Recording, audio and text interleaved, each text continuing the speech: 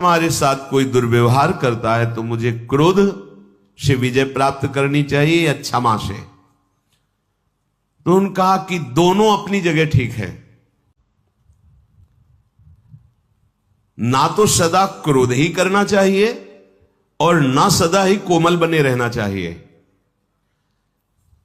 विवेक पूर्वक देखना चाहिए कि इस समय आवश्यकता किसकी है, तेज धारण करने की या शांत होकर सहने की। जो इस विवेक को नहीं धारण करता है वो अपने सतमार्ग को खो देता है। अब आपके गुरु निंदा कोई कर रहा है, इष्ट निंदा कर रहा है, धर्म विरुद्ध आपके साथ व्यवहार कर रहा है, एक बार क्षमा करने का अवसर है। पहली बार जिससे मिले हो और वो गलती कर रहा है तो उससे क्षमा कीजिए। एक बार क्षमा, सावधान, अब दोबारा शब्द नहीं, एक बार क्षमा। अगर दोबारा तो आप में सामर्थ्य हो तो जबान बंद कीजिए, नहीं कान बंद कीजिए और वहां से निकल जाइए। दंड देने की सामर्थ्य अपने लोगों में नहीं है, क्योंकि ईश्वर दंडधारी है, हम उनके दास हैं, वो देख लेंगे। अपने को हट जाना चाहिए। उस सभा में, जिस सभा में अधर्म बर्ताव हो रहा है, यदि आप बैठे रहे तो उसी अधर्म के आप भी भागी बनेंगे।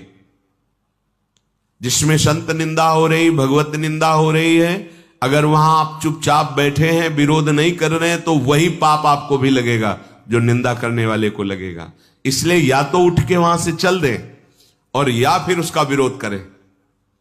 सभा में खड़े होकर उसका विरोध करें कि आप ऐसा नहीं कर सकते। इसके करने से आप पाप से बच जाएंगे। अवसर देख करके कभी कभी शांत होना पड़ता है और कभी कभी भयंकर रूप भी धारण करना पड़ता है। इससे वो अपने परमार्थ को बचा लेता है। तुम्हें क्षमा का अवसर बताता हूं, जैसा मनीषी पुरुषों ने अनुभव करके सिद्धांत लिखा है। जिसने कभी तुम्हारा एक बार उपकार किया हो जीवन में, बड़े से बड़ा अपराध बन जाए तो उसको एक बार माफ कर दीजिए,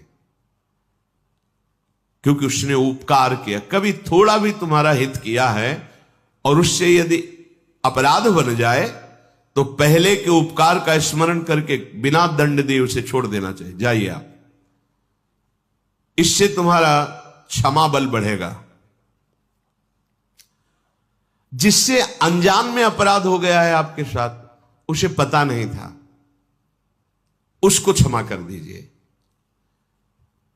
क्योंकि सबके लिए सर्वज्ञता सुलभ नहीं है। वो अज्ञानी है, अज्ञान के कारण अपराध बन गया तो क्षमा कर दीजिए।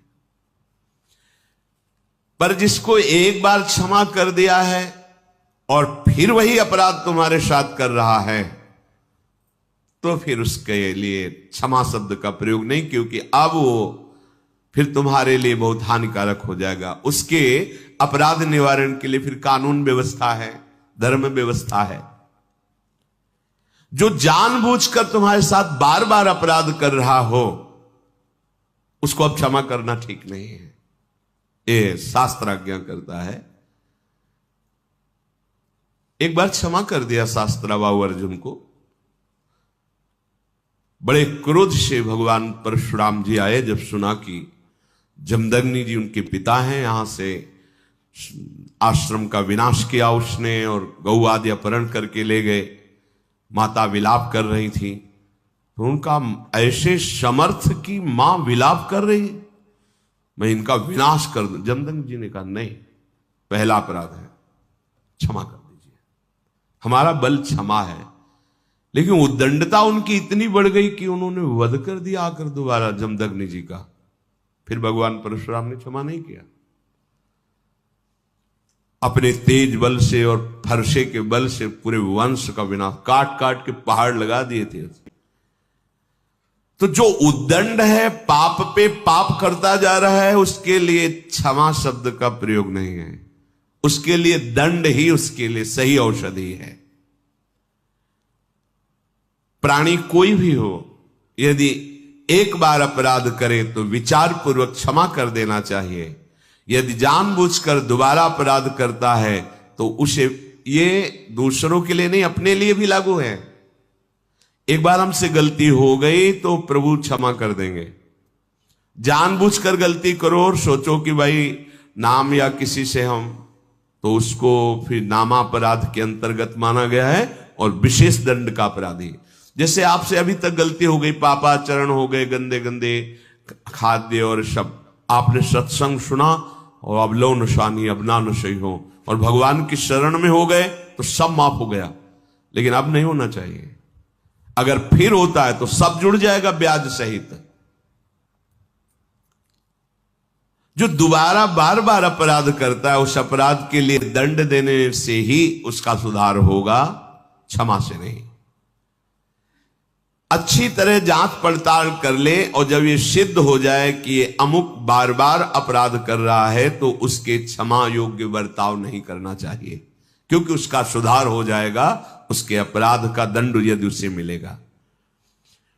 कोमल स्वभाव और उग्र स्वभाव ये दोनों होने चाहिए। अगर कोमल ही स्वभाव एकदम बनाए रखोगे तो फिर धर्म का भी पालन नहीं कर सकते हो। कई बार जैसे कहा है कि आपकी दृष्टि में पावर होना चाहिए। आप देख के मुस्कुरा दिए, आप ऐसे सरल ढंग से देख, कोई भी आपको बात करेगा, छेड़ेगा, परेशान करेगा।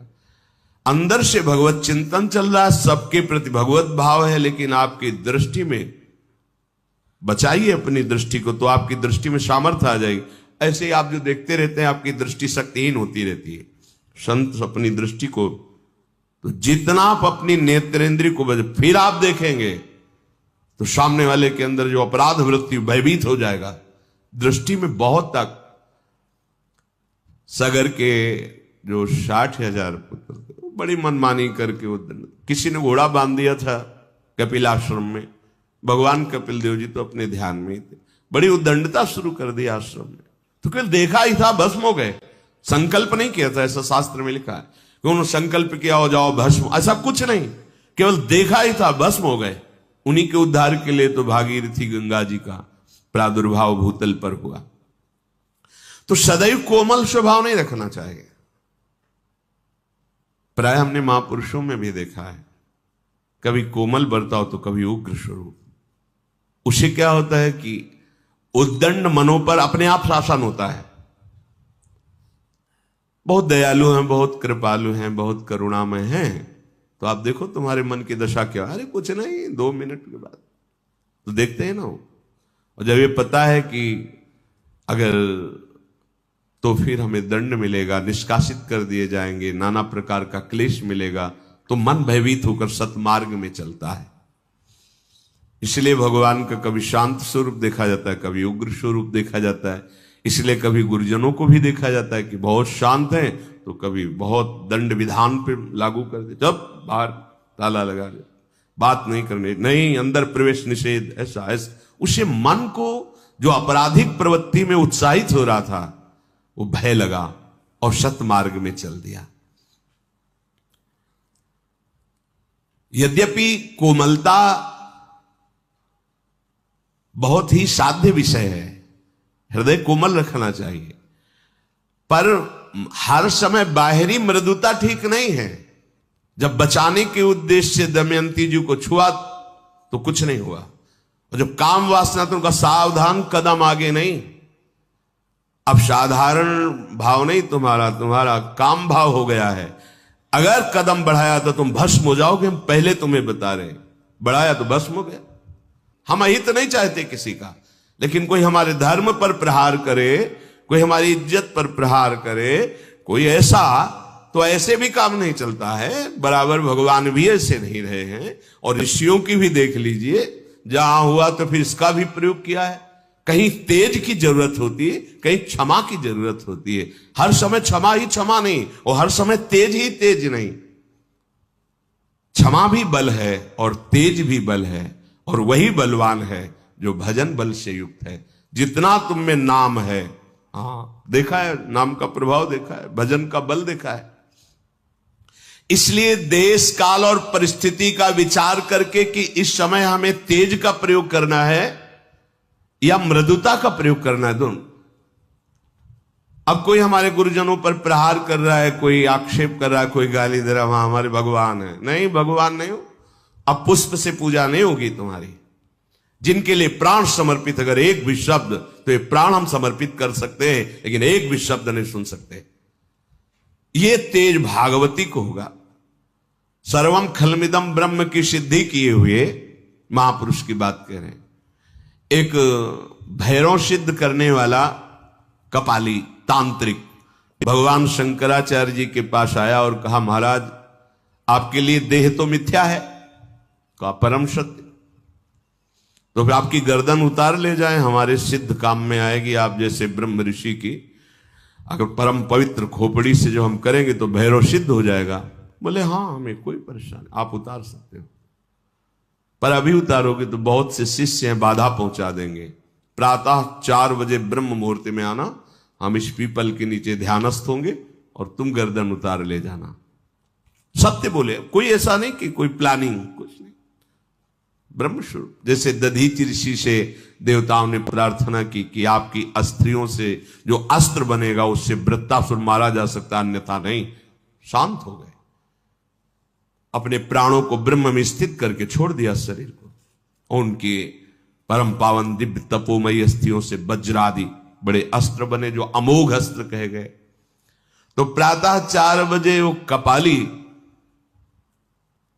भगवान शंकराचार्य जी की गर्दन उतारने के लिए जब आश्रम में प्रवेश हुआ तो स्वामी नरसिंहाश्रम जी ब्रह्मबोध सर्वम खलमिदम ब्रह्म, इसकी सिद्धि प्राप्त किए हुए महापुरुष गंगा से हुंकार मारी और दौड़ पड़े, और गुरुदेव के नजदीक नहीं पहुंचा, उठाकर पटक दिया, फाड़ दिया, जैसे नरसिंह भगवान ने हिरण्यकश्यप को फाड़ दिया उसको। हर समय क्षमा की जरूरत नहीं है, हर समय तेज की भी जरूरत नहीं, अत्यंत आवश्यक है। जहां धर्म जा रहा हो वहां प्राण जाना श्रेष्ठ है, धर्म जाना नहीं। जहां हमारे पूज्य आराध्य देव गुरुदेव का कहीं कोई किसी भी तरह से, वहां हमारे प्राण समर्पित होना परम धर्म होगा, ना कि वहां क्षमा। हां, हमें कोई कष्ट दे रहा है तो एक बार हम विचार करके प्रथम अपराध को क्षमा से उस अपराध से मुक्त करेंगे।